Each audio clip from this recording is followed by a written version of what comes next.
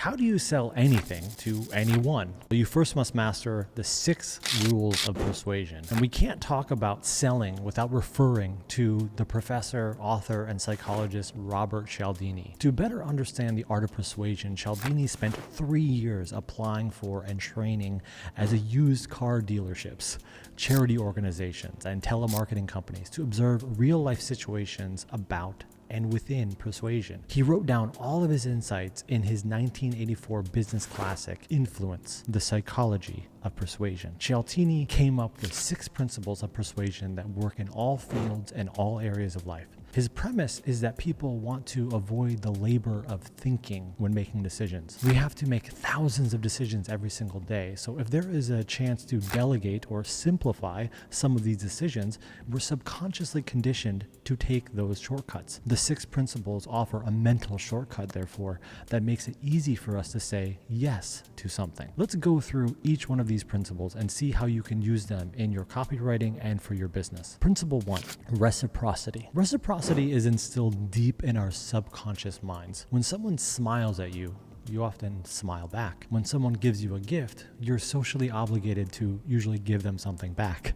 This is the principle of reciprocity. And what's a business if not a reciprocation? You give me $1.50 and I give you a pound of apples. Make it $2.50 and I'll make them organic. We're both happy because it's a fair trade. The principle of reciprocity even transcends this equation though. Dr. Cialdini found that in reciprocity, a small favor can stimulate even a much bigger return. So if I send you a basket of fresh apples as a gift, you'll feel good. So you might agree to watch my dog when I'm out of town. You'll feel good about yourself. I'll stop worrying about my dog. It's a win-win situation. This compulsion to reciprocate is the reason why businesses give free stuff all the time. Free cheese samples in the store, free training on the website, a free t-shirt or a free poster, etc. But this doesn't always activate the power of reciprocity. For example, if you give a free ebook to someone who subscribes to your newsletter, that's a reward. But if you first give the free ebook and then ask for a subscription, you activate reciprocity. While using rewards works fine,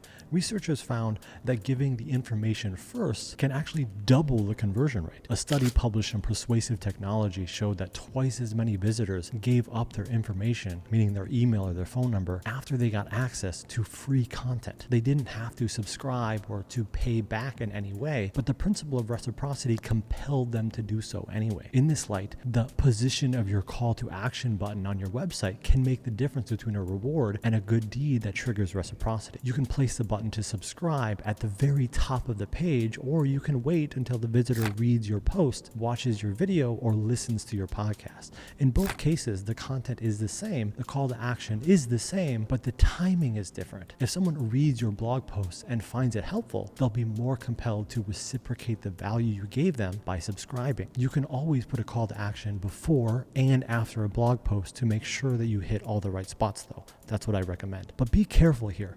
The fear-based mindset will tell you that if you give your potential customers free stuff with no strings attached, they'll take it and they'll run. But don't let fear limit you. Remember that your business is fundamentally a value-giving machine. So give value to your customers and trust that they'll come back eventually. Principle 2, commitment and consistency. What are the chances that you would allow 6 men that you don't know to enter your home just to look at your inventory? Well, according to Friedman and Fraser's case study, 52.8%. But there's one condition. 3 days before the men arrive, someone has to contact you on the phone and ask you a few questions about the type of soap that you use. If you agree to answer these questions, you're twice as likely to welcome the strangers into your house. This is the foot in the door technique, which means that you're more likely to agree to a big request, like moving someone's furniture or lending them $1,000, if you've already agreed to a small request, like moving one couch or lending them $100. This has to do with how you see yourself.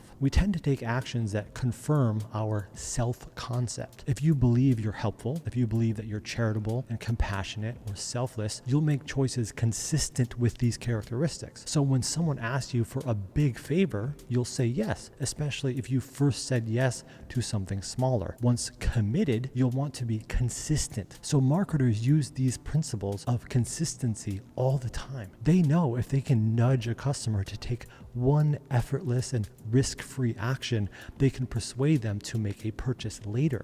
This is why we see offers like start for free for only 1 week, cancel at any time, $1 for the first 2 weeks, then $10 per month after that. Add yourself to the wish list and remember what you want to buy later. Such offers can dramatically increase conversions later. If your customer uses the product and gets real value for 2 weeks, for example, they wouldn't want to opt out later, or they'll seem inconsistent, or worse, uncool, or worse, a liar. Who would want to look like someone who's a liar or uncool? In the same way, after someone has added an item to their wish list, it'll be awkward if they don't buy it when it's in the store. In transformation copy, as an example, whenever you're copywriting, you should therefore use commitment consistency for more than offers and discounts. You'll set a vision for the potential customer, a vision for themselves and their lives after they buy your product. If a customer agrees to that vision and buys your product, they're more likely to follow through and transform their lives later down the line. Reading the copy and making a purchase are the small actions that they have to take to be consistent in creating a bigger change. And don't forget why you're doing all of this, by the way. Your goal is not to sell, but to help your customers transform their lives or give them some value. Your product is just the tool to achieve an end. Millions of people have purchased exercise gadgets that they never use and books that they never read. But don't let your product just be another thing to them. Make sure that the purchase makes a difference in their life, especially after they commit to it. Principle 3, social proof. The principle of social proof states that we tend to copy the behavior of the majority. If everyone agrees that a certain product is good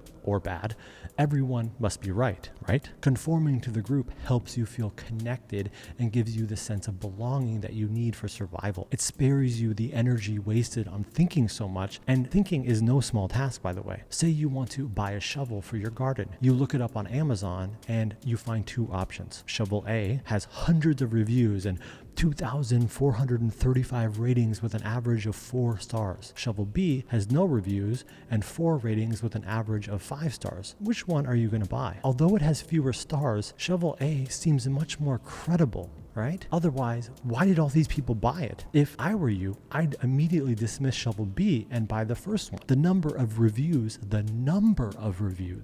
matters. In fact, it matters more than what the reviews say. Studies show that many people will go for the product with more reviews without actually reading the reviews. As long as the reviews are balanced between good and bad, Shovel A will keep selling. This is why businesses strive to get their customers testimonial. It's why Google apps ask you to rate the applications that you use. Reviews and testimonials are the best way to answer customers' objections and earn their trust. If the number of reviews is the most important factor for social proof, then the second is similarity. In one study, the participants approached people asking them to donate to a charity. Group A used phrases such as, "even a penny will help." Group B used social proof in their pitch by saying things like, "students like you have been donating about $3 to $5, and people in this neighborhood are likely to help." The result? Group B did a better job of persuading people to donate, even though they were asking for more money. We all need to belong. We all need to connect with people similar to us and feel like we're part of a tribe. This need can be a great motivator for a purchase or a product, and then using that product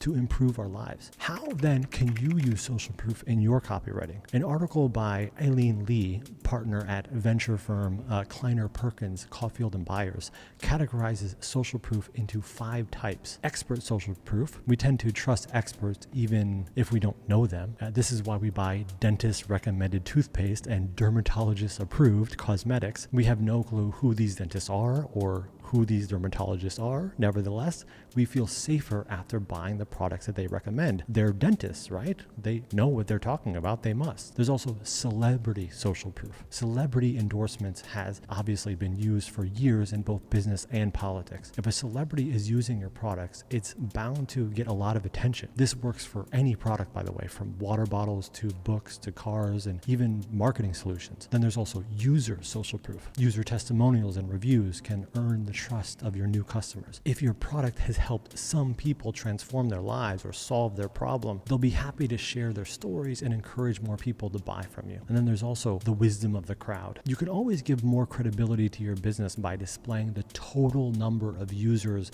or the total number of members, showing how many people have trusted you to solve their problems and sharing your business milestones. Real statistics and real numbers can be impressive if they're large. And then there's also the wisdom of your friends. While celebrity endorsement is powerful, 89% of millennials trust their friends more than influencers or brands. So don't be afraid to contact your happy customers and ask them to refer you to their friends. Think about creating a referral program to reward customers that bring in new leads. Give them a commission, if you will. The most important thing to remember, however, is to actually give your customers a good experience through both your product and your customer service. If you make them happy, they will talk about you with their friends and on social media. Every business that we've talked about in the previous lesson uses one or more of these 5 types of social. Gabrielle method uses testimonials from medical professionals to give credibility to his weight loss system. Basecamp shares the number of people who sign up every single week. Digit shares customer reviews from Apple Store and the Google Store and Twitter. And Mentorbox, one of my old company, they have endorsements of world-class authors and successful business people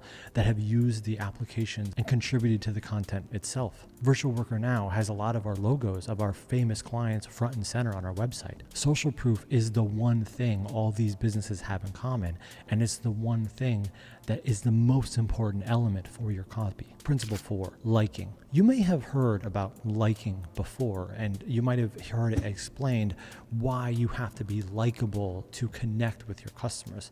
But let me repeat myself here. Business is a relationship, and you cannot have a relationship with a product. You can be selling the best product in the world, but if your customers don't like you or the company, they're not going to buy from you. How can you become more likable, therefore? This is the most difficult principle to tackle, honestly. According to Cialdini, there are many causes for liking, including physical attractiveness, similarity, and contact and cooperation. Physical attractiveness, let's start there. I hate to admit this, but we are all more judgmental than we want to be, especially deep down, more than we even know. It's subconscious. Several studies prove that we make snap judgments just by looking at someone's face. Subconsciously, we equate being attractive to being friendly and also trustworthy. At a glance, we decide if we'll buy from someone or if we'll vote for someone for president, for example. This doesn't mean that you need the rugged good looks of Harrison Ford to sell your product. When you talk to your customers through a VSL or a webinar or a commercial, just smile, dress nicely, and use a professional camera with professional lights, and this will help flatter you and will help you look your best. Another one, similarity. What is the best way to break the ice with someone? Find something that you have in common with them. We tend to connect more with the people who are similar to us, no matter how trivial the similarity is. The way we dress, our age, our nationality, etc. Salespeople are trained to find evidence of similarities so that they can connect with their customers. They're even trained to mirror the customer's body language and verbal style and tone, and this works. We might look and dress differently. We might come from different backgrounds and be at wildly different ages, but we all experience the same emotions and thoughts, right? Our aspirations and our dreams, our fears and our worries are more alike than they are different. So if you want to find similarities between you and your reader or you and your listener, think about their lives for a second. What do they want? What do they fear? Have you ever wanted or feared the same things? You probably did. So use that connection with them. Be vulnerable, be authentic, be honest, be you, and you'll actually connect with them better. Another way is contact and cooperation. Trust is earned through repetition. The more you see someone or something, the more that you're going to trust it or them. Cialdini cites several studies that prove this to be true, but this also makes sense intuitively, right? The more time that you spend with someone, assuming your encounters with them are generally positive, the more you will like and trust them. Familiarity, therefore, plays a big role in our decision-making processes, and you must use this to connect with your customers. For one thing, you have to show up. You have to be present and active on social media. Consistently post valuable content. Don't be invisible or drop off your customers' radar. Consistency builds trust. Consistency is king. Principle 5, authority. If your tooth hurts, do you go see your dentist or do you ask your best friend for advice? Well, the answer is obvious, and so is the power of authority. Authority influences our decisions more than liking does, in fact. When you know someone is an expert, you lay back and you let them fix your problem for you because you trust that they know what they're doing. The funny or troubling thing is that we tend to trust authority even if it's fake. Cialdini gives an example of a series of commercials featuring the actor Robert Young as he advised people against the dangers of caffeine and recommended caffeine-free Senka brand coffee. Can the foods you eat affect the way you feel? Of course. In fact, last year, many doctors recommended Senka brand by name to almost 4 million caffeine-concerned Americans like me. It's the coffee you can feel good about. These commercials were a great success, and they aired throughout the 1970s, bringing Sanka a lot of money. Although Robert Young wasn't a real doctor,